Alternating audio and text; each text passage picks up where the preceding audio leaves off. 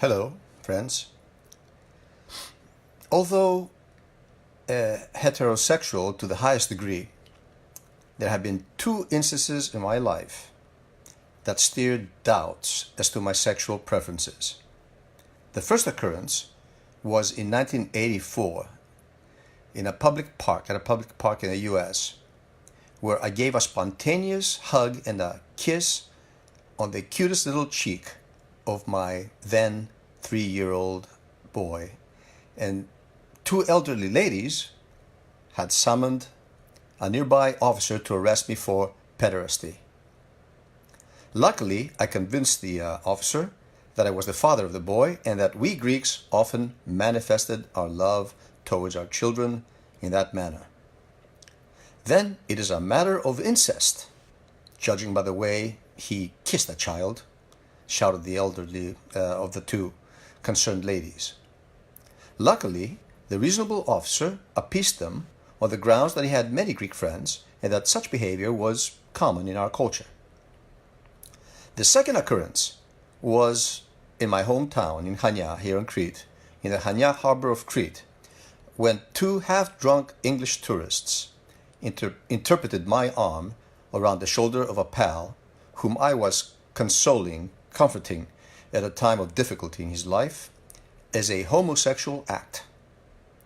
And that was dully resolved when my already despondent friend lost control and launched his fist at the sarcastically grinning teeth of the one who had referred to us as Greek fags. Personally, I had a good laugh when I considered the source of the insult. However, there is nothing really funny about these two incidents, especially when the purest forms of human affection, of paternal love and brotherly friendship, respectively, confuse a large number of people in English-speaking cultures.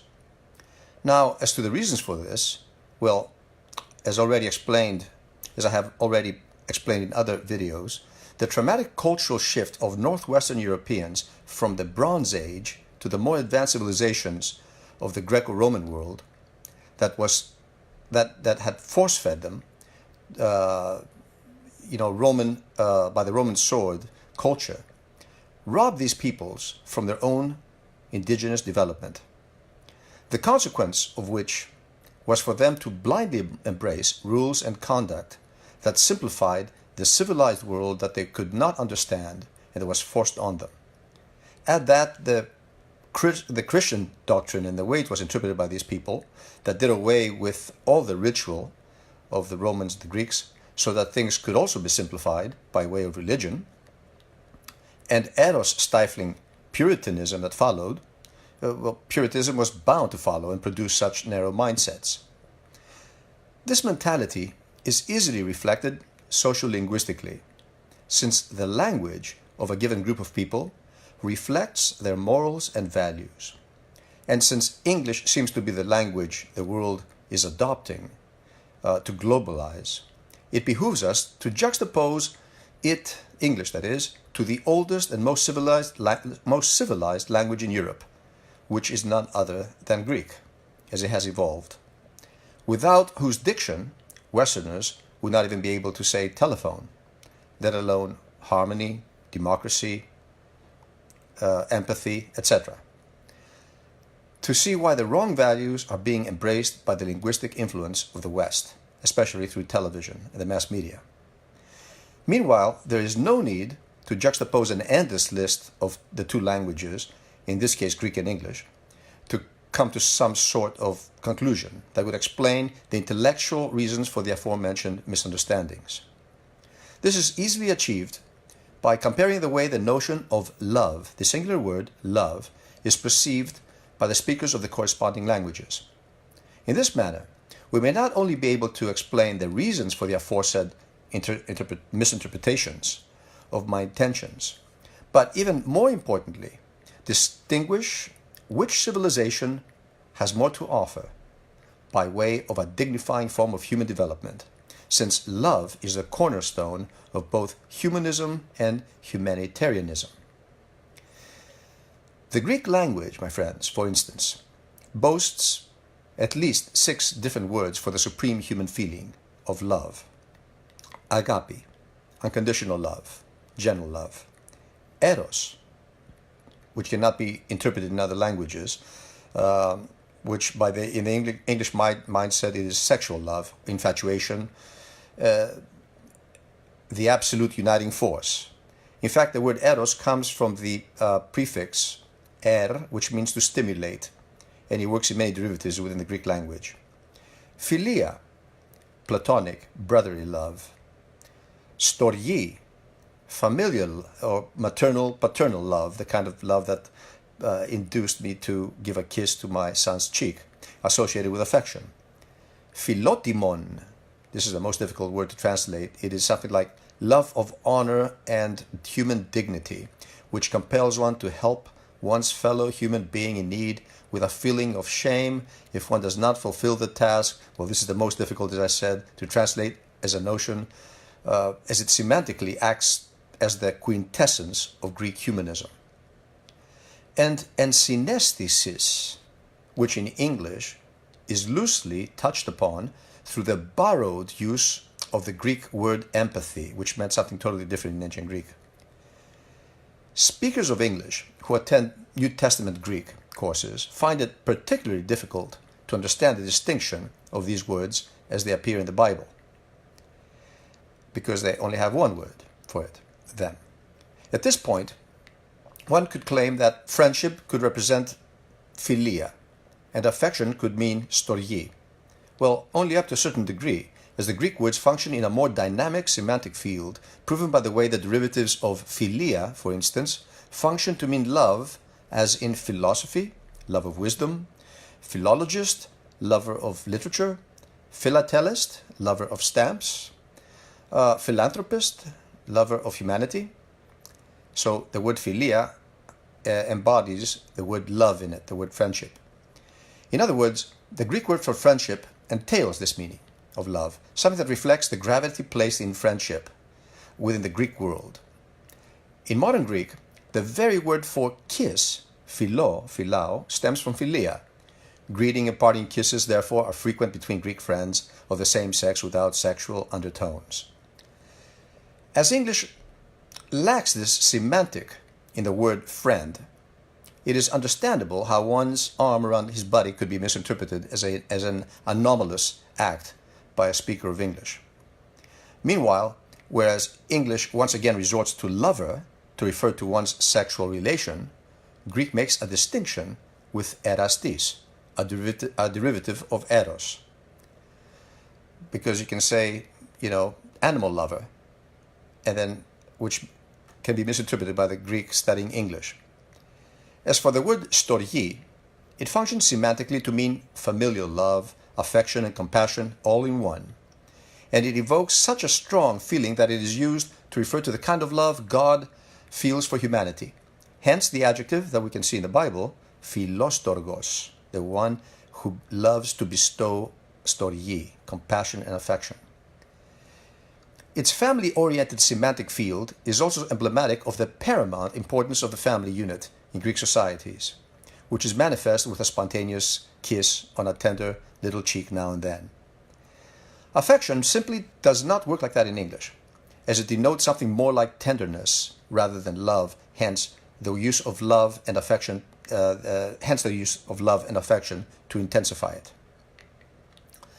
When contrasting this wealth of love words in Greek to the single one in English, therefore, it becomes evident that the infrastructure of English-speaking peoples and societies is greatly impoverished by way of not only expressing emotion, but also by way of manifesting it.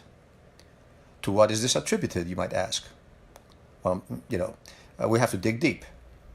This owes itself to the fact that healthy contact between human beings was greatly hindered by the circumstances the members of these societies in northwestern Europe had to act in. As I mentioned earlier, no sooner had Britannia been wrested from the Bronze Age by the invading Romans than it was thrown into monarchies until today and feudalism. No indigenous culture in between, no city-states, no communities that were free to decide for themselves, and no real freedom. This was so because monarchy and feudalism, unlike the democracy of a Greek city-state or even a Greek village, limited human experience to that of a subject, unlike the freedom that a politis, citizen, enjoyed in Greece. A subject state is subject to authority. This is what we are establishing in the world today, a subject of the state. So a subject of the state is subject to authority, whilst a citizen, a politis, in the Greek sense, has an active share in his community and produces more socially cultivated people.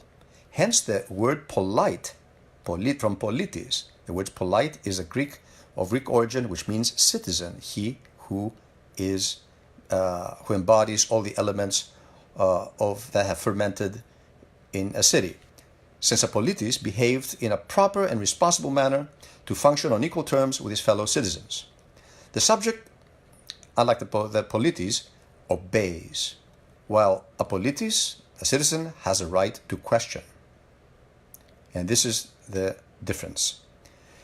God save the Queen, and I am ready to die for my president, quoted by many a U.S. Marine during the Gulf War, still resounds amongst the recipients of a submissive culture of subjects, whereas the volatility of Greek governments here in Greece and the overthrow of monarchies and whatnot reflect the perennial sense of individual freedom amongst the heirs of free thinkers. This has always lent Greece, of course, an atmosphere of instability, an atmosphere of subterranean restlessness despite the surface conformity to the tyranny of the moment. Not conducive to our globalized world, this new world order under which Greeks are currently suffering for many reasons, but it's a cultural thing also. That is not to say that a Greek is not patriotic, not willing to fight or die in battle. On the contrary, history has proven that when Greeks face a threat, a common threat to their ethnic freedom by a common foe, their fierceness in battle and their unity have been unmatched throughout the past. Otherwise, Europe today would be speaking Persian or Turkish. From their victory over the invading Persians in antiquity and the war of independence against the Turks, to their triumph over the Italian forces in World War II, it is to this day evident that the Greek is committed only to the freedom of his social hearth and the self-determination of each individual. In other words, a citizen mentality compels one to die for his family and country as opposed to that of a subject who is willing to die for a figurehead in foreign climes, as we have repeatedly seen over the past 70 years in Europe and the Middle East. A citizen who partakes in the affairs of the state socializes with his fellow human beings with an air of a truly free man who knows that his words count. It follows, therefore, that he increases his vocabulary to express the high thoughts and sentiments that celebrate this freedom.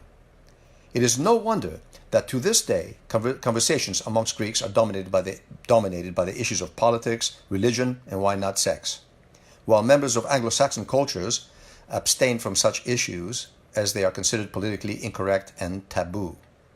This is quite understandable, as both sovereign and church for hundreds of years repressed free speech in Northern Europe. Thought and passion was also suppressed within Anglo-Saxon societies. Let's not forget Elizabethan England. Okay, people were dressed up to the neck for no skin exposure.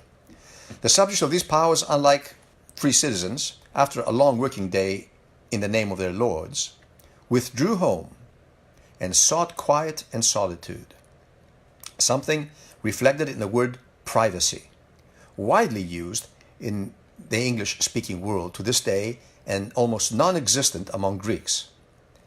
In such a world, one of the few outlets for all of a tenant farmer could suppress was offered at the public house, the pub as we know it today. There, under the influence of drink, people would unbolt and be more social. However, what sort of high thoughts could an inebriated conversation give vent to? Things have not changed much since the Middle Ages in these societies, since alcohol continues to play a major role in almost every social interaction and occasion. The cliché notion of, for example, of wine and candlelight being prerequisite to a romantic night out and spiked punches and alcohol a must in parties attest to all this, just as do Alcoholics Anonymous sessions. In the U.S., adolescents loitering about outside liquor stores in the hope of persuading an adult passerby to buy them some booze is a common phenomenon. Even Her Majesty's Super Agent James Bond upholds a tradition with his shaken but not stirred martinis. At this point, one might say that Greeks have also been known to drink and in fact smash plates in the process. However, getting pissed, British for drunk, for the sake of getting pissed, is a far cry from the Dionysian element that emerges spontaneously after a hearty get-together amongst friends and food during, let's say, one's name day celebration, so often in Greece. The Greek will rapturously break plates in defiance of the material world, maybe, while in the realm of friends and spirits. With a few exceptions in large cities, the Greek will drink his wine with food and conversation, as it was customary in the symposiums of antiquity. The word symposium, syn and poto, that means I drink in the company of friends. So this word, which literally means a drink together, is yet another social-linguistic element that reveals an emphasis on philia. Meanwhile, this is really interesting, there's no Greek word for bar. As to this day, it is considered abnormal for one to indulge in solitary drinking perched on a stool, contemplating bottles on the other side, with a bar between him and another person serving drinks. It is also a fact that an inebriated Greek becomes jovial, unlike his Anglo-Saxon counterpart, who often becomes violent, hence barroom brawls, the latter reflecting an outlet for the repressed thoughts of a people belonging to a subdued culture. We can attest to this in the southern coast of Crete, in Malya, where people come here and they can just let loose no matter what the age because they love to get drunk. Besides all this, studies have shown that private persons are more likely to become alcoholics. The phrase, "I would like my privacy," resounds throughout the West, which in itself signifies the general introversion of its populaces and their need to loosen up socially via alcoholic beverages. What is particularly interesting sociolinguistically is that the word, as I said, privacy, does not exist in Greek, as introversion has been frowned upon in Greek societies since antiquity. In fact, in Greek societies, as in classical Athens, one who keeps to himself and is not socially and politically active is contemptuously referred to as an idiotia, one who withdraws to himself. The irony is that when speakers of English use the word idiot, it is a borrowing from the word idiotia, private person. The recipient, therefore, of the term usually wears the original meaning as well. This, by all means, does not exclude many Greek idiots, who are dangerously on the increase in large cities nowadays here in Greece, also having adopted the bar culture of the West. A society preoccupied with the notion of privacy does not offer the ideal environment for substantial friendships to root themselves in.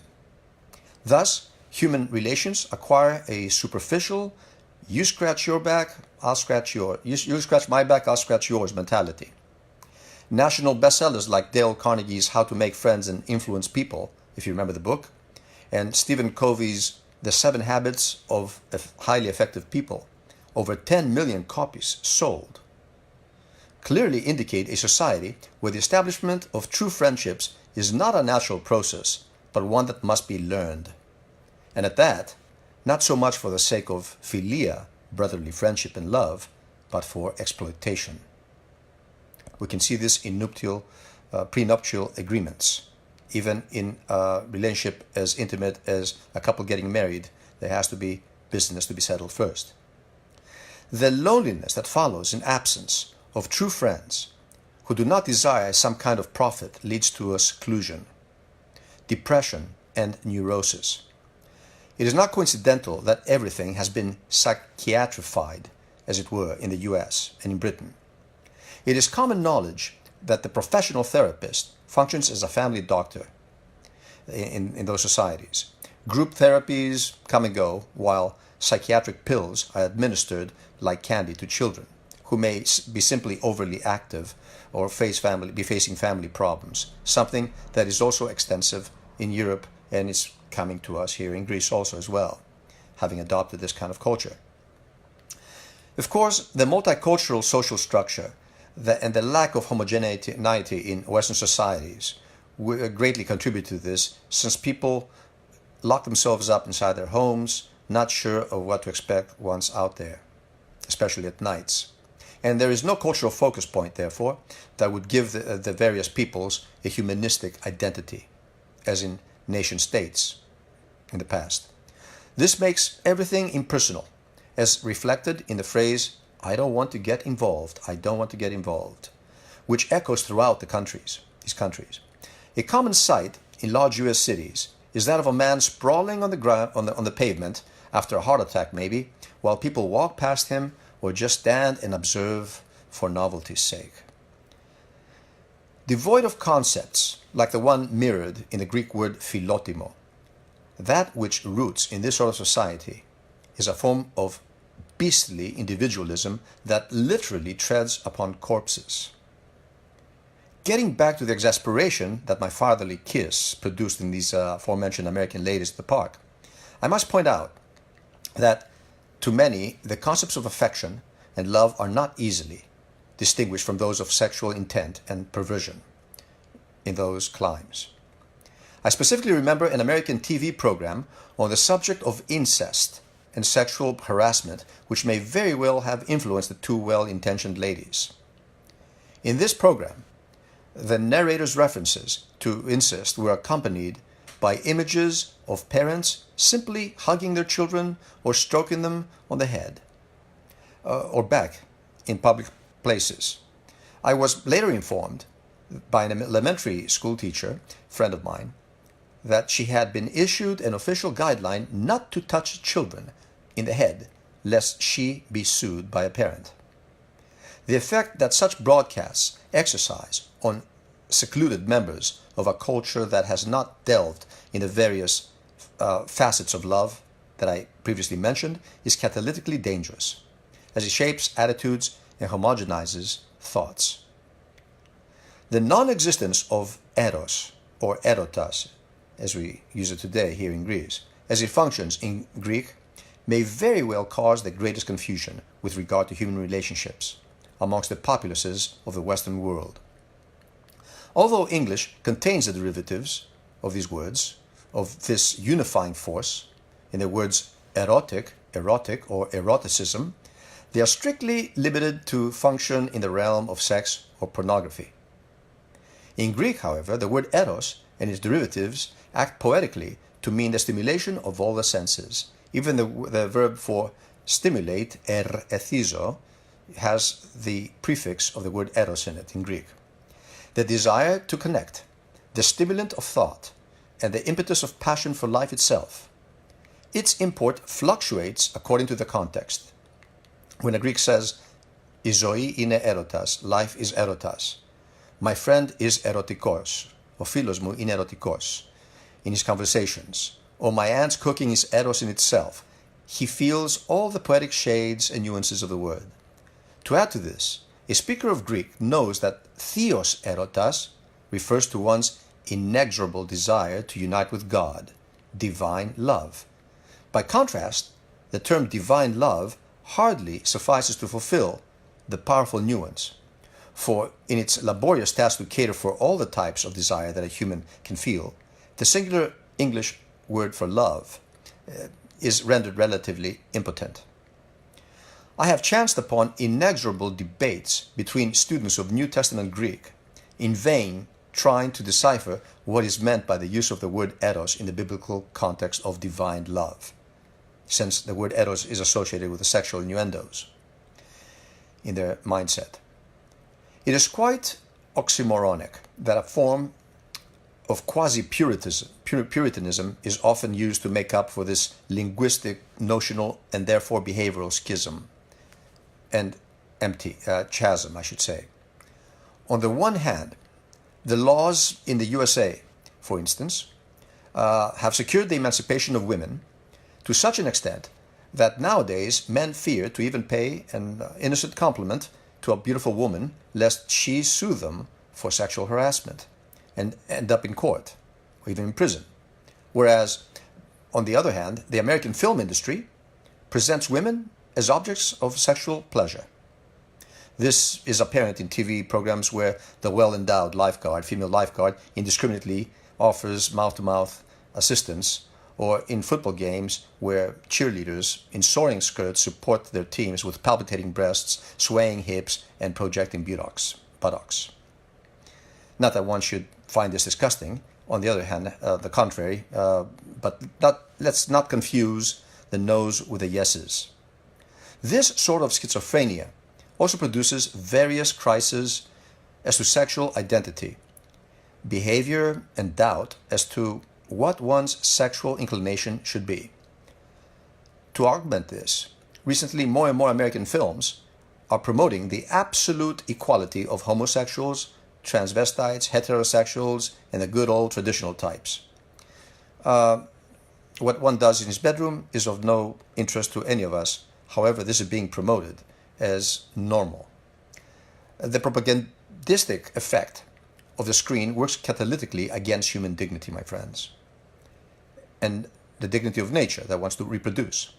Subsequent to this state of confusion as to what is right or abnormal, what is normal, what is abnormal, and what is wrong or normal, are the rapes, sexual perversion, and other relative psychosis, all of which thrive in a society that has never been initiated in the concept of the word eros. Nor does the American family come out untarnished from such a corrosive social infrastructure. The escalating crime rate in primary and elementary schools, where we hear of shootings quite often, even more often lately, the young resorting to drugs, and the social abandonment of senior citizens in a state of wretchedness and loneliness, and of the infinite loneliness, these all reflect the absence of the meanings of love that the West is devoid of. The ugly American divorces are now commonplace phenomena, with the children being the direct recipients of its repercussions, as they grow up at the mercy of television without storyi, familial love, as the parents either work interminably or to fulfill their consumer needs, or thrash about in the unbearable lightness of their cultureless being. Without maternal affection, there has been an ever-increasing number of young men in English-speaking countries and in French-speaking countries lately, especially in the US and Britain though, who marry women much, much older than themselves, as they are searching for the mother figure whose affection they may have never enjoyed. I would not have deemed it necessary to mention all the above, my friends, if the course that humanity has taken towards globalization did not have as a role model this kind of civilization, in quotation marks, civilization, euphemistically, civilization, which is spreading throughout the planet like an all-encompassing cancer cell, lately merging with the misanthropic mindset of some Middle Eastern cultures which have permeated the West, establishing enclaves of a desert mentality which never developed enough humanism to treat each other humanely, especially their women. As things stand, what is being established is a globalized world devoid of Greek concepts of love, rendering societies oblivious to the real values of life, which can only be embraced within the institution of family.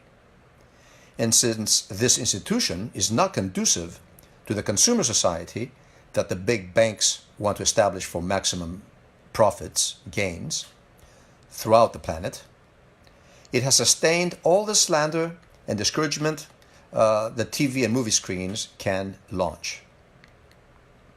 Ever since a McDonald's has opened up in Beijing, for instance, the words farmer and traditional and family man have become mock words in China, while all the more bicycles are being trashed for new cars.